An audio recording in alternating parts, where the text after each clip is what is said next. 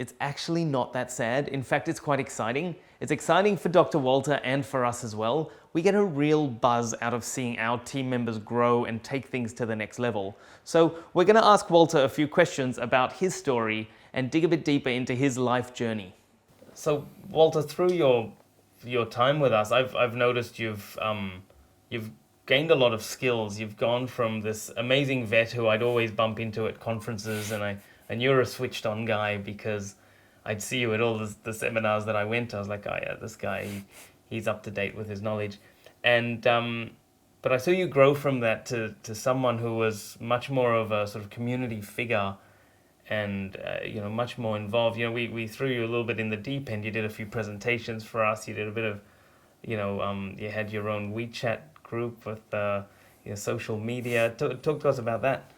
Yeah. So certainly, compared to my previous job, so right away for this position, I was a lot more involved with, I guess, putting myself in the community to be able to, I kind of do more educational kind of stuff to the public. So that for me, I found really, really rewarding because I was able to, just help people, just fill in the gaps in their knowledge, which is very, very helpful in terms of just being able to help the pets long term.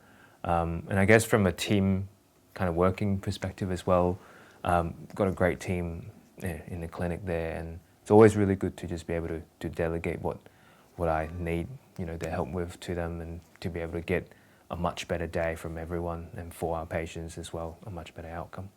Awesome.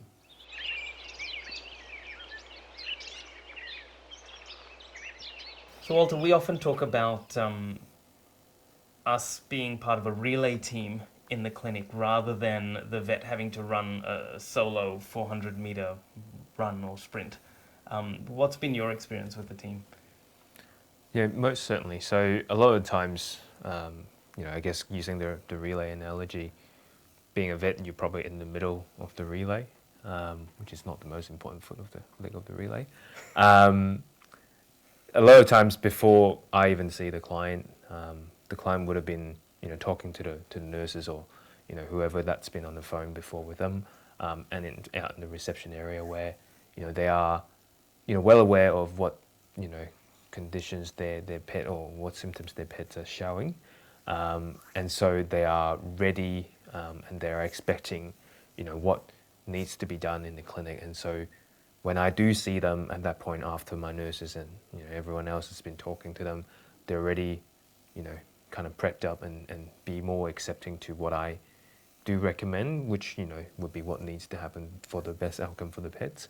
And so I found that part to be a lot easier for my job there. And then after that, again, I can then hand over the client to the next leg, I suppose, of the relay, where then things can either get booked in, or we can work out what needs to happen for the pets as soon as we can. So a lot of the things were more streamlined and less kind of just choppy in terms of what the whole process like. So yeah. So Walter, why are you leaving us?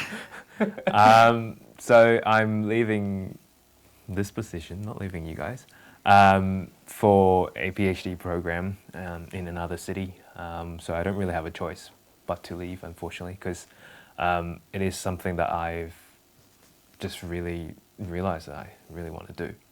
And I just think it's time now. So, yeah. Did COVID have a bit to do with that sort of change of direction? Somewhat, but no, because if COVID had anything to do with that, I wouldn't be moving to that city. So, so probably not. Okay. But no, I think COVID does funny things to different people. So. Well, what made you feel empowered to just go and step out of your comfort zone? I guess it is COVID, because it being a pandemic situation, and the interest that I have in PhD is emerging diseases going into pandemics. Right. And so that made me realize how important this whole field is, and made me realize that's what I really want to do to help, to make a difference. So Awesome. yeah. Well, was there anything, let me just ask you this quite frankly, and you can tell me if it's not. Like, do you feel anything about the way that we are as a culture, or in the clinic or whatever, that helped encourage you to go, well, I'm going to pursue my passion and I'm going to just take a leap of faith and step out of my comfort zone? Do you think that any of the things all the little things that you were doing out of your comfort zone kind of led to this point where you're like, hey, you know what, I'm going to take this bigger plunge? Would that be it, or am I putting... If I say no, would you be hurt? No. No. Okay, that's fine. Deeply offended. Just do it for the camera, man. No, but it won't be genuine. Then people can see. No, of Then the course. whole thing is just Oh, of botched, course. right? So Yeah, I can't take the credit for your I don't. pursuit of your PhD. Yeah. No, that's fine. I You don't. can't have credit for everything she does. I don't know. But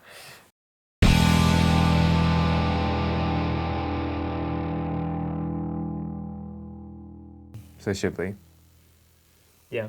what's the one thing you hate about me? The one thing, can I choose two? You can write a list if you want to. Okay, I got two. All right. The first thing is that you're so damn good looking. Oh boy. And the second thing is that you're leaving. Ah. I'll accept that. You traitor. All right. So Shipley, Yeah. what makes you think you're such a damn good boss? Me? Yeah. Do you think I am? I suppose. Since I asked the question. Well, since you asked it, you must think that I am. Yeah, I guess. Oh, well, there's your answer. Why do I think I'm such a damn good boss? Because you just Because told I me just I said am. it. Ah, it's a trick question for myself. Oh, goodness. All right, you ready? Classic. My question? Yeah. Oh boy. So, Walter, Yep. how much money would it take? How much would we have to pay to get you to change your mind, drop your PhD, and stay? What's the lottery ticket next week? Same as that, maybe. I'm going to buy you a lottery ticket, depends what you ask me for. oof. Is that going to win though? Maybe that. Jeez, that's a high price. Maybe that. We'll, All right. we'll think about We'll come that. visit you down in wherever you are. or a lottery ticket. So how much does a PhD owner earn anyway? Not as much as a lottery ticket. Walter's got a pretty good deal though. All right, I got another question.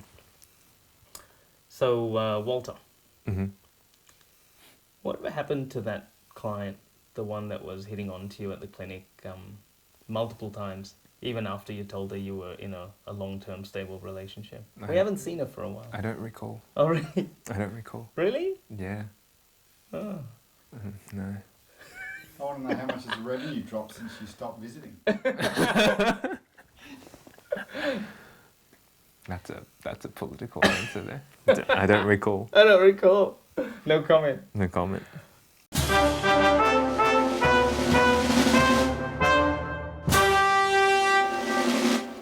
50, 100, 150, 200. Thanks, Walter. Thanks for the testimonial. Thank you. Jesus Christ, you guys are bad actors. Well, that's why we're in this industry, not anything else, right? Oh, that's classic.